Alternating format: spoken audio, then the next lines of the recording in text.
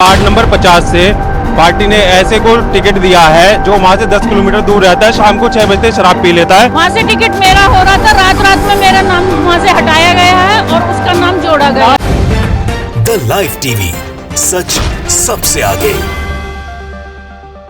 नमस्कार, मैं हूं रंजीत झा और आप देख रहे हैं द लाइव टीवी।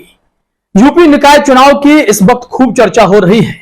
टिकट को लेकर भी घमासान मचा हुआ है और उत्तर प्रदेश में तमाम राजनीतिक दल इस निकाय चुनाव में अपने उम्मीदवार को मैदान में उतार रही है और यहां पर मिली जीत और संख्या बल से यह तय किया जाएगा कि 2024 में स्थानीय लोगों का मूड क्या है। ऐसे में बीजेपी यहां भी साम दाम दंड भेद का प्रयोग करने लगी है। बीजेपी को तनिक भी फर्क नहीं पड़ रहा कि वो किस उम्मीदवार को कैसे टिकट बांट रही है।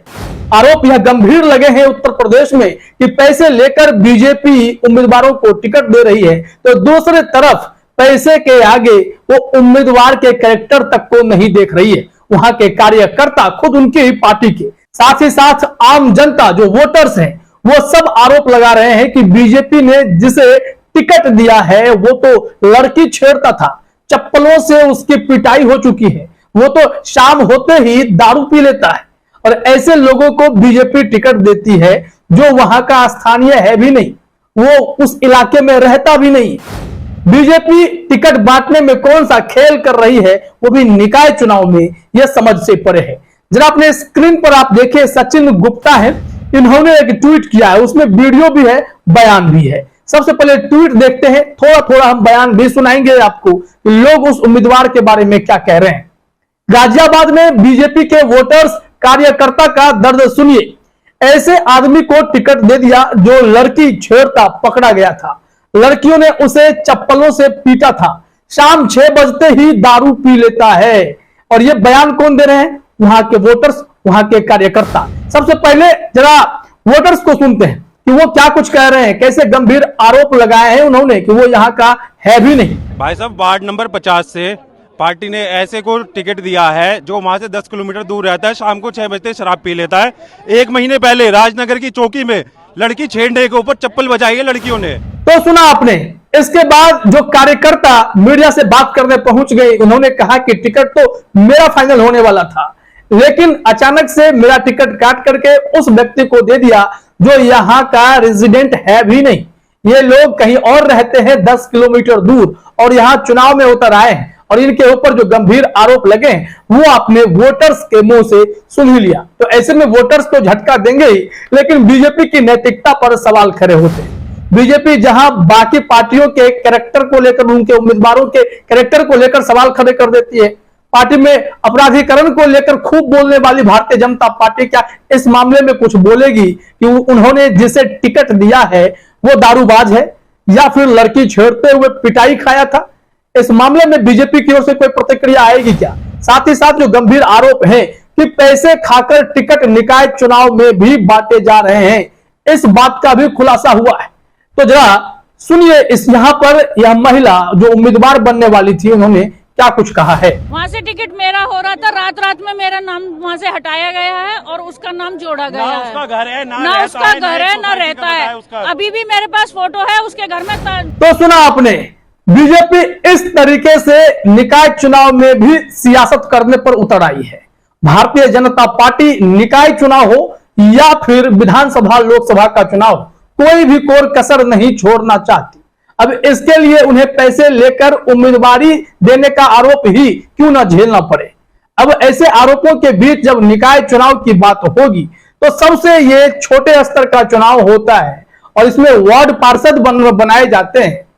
और यहां देख लीजिए कितना बड़ा खेल चल रहा है, घालमेल चल रहा है। वोटर्स भी सब कुछ जानते हैं और साथ ही साथ जो उम्मीदवार जिनका पत्ता कट गया वो भी दुखी हैं। तो बीजेपी ने क्या अच्छे उम्मीदवारों की जगह पैसे खाकर उन उम्मीदवारों को जगह देना सही समझा? क्योंकि जो लोग यहां शिकायत कर रहे हैं वो बीजेपी के उन नेताओं के कैरेक्टर पर सवाल कर रहे हैं, तो क्या ऐसे में वो उम्मीदवार चुनाव जीत पाएगा? सवाल तो ये उठेंगे।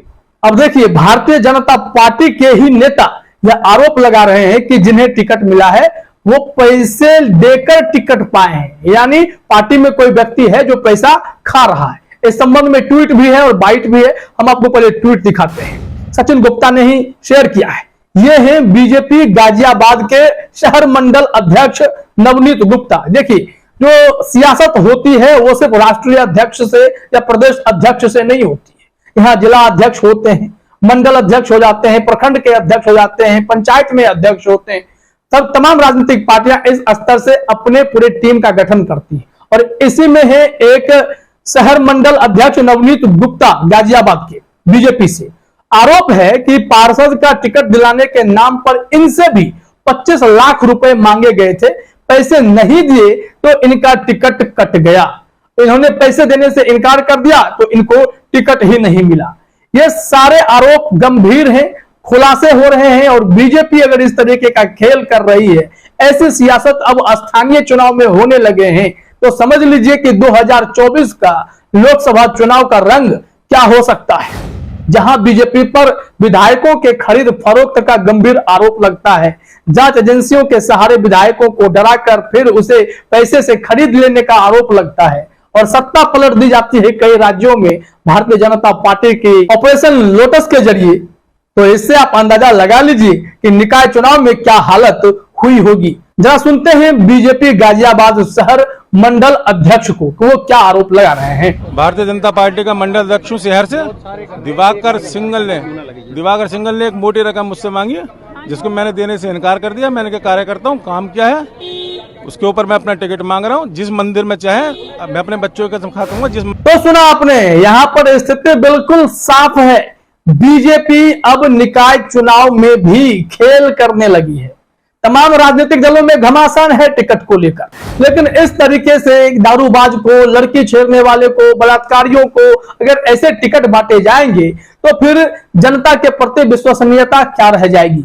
ऐसे जनप्रतिनिधि समाज में क्या ही काम कर पाएगा जो नशा का शिकार हो या फिर उस इलाके में रहता ही नहीं हो जिस इलाके के लिए उन्हें उम्मीदवार बनाकर बीजेपी ने भेज दिया है। अब पार्षद चुनाव में भी इतनी बड़ी बड़ी सियासतें खेली जाएंगी तो बीजेपी की रणनीति को 2024 के लिए भी समझना बेहद जरूरी है। तो लोकसभा चुनाव का स्टैंडर्ड कितना बड़ा सेट होगा ये सोच लीजिए।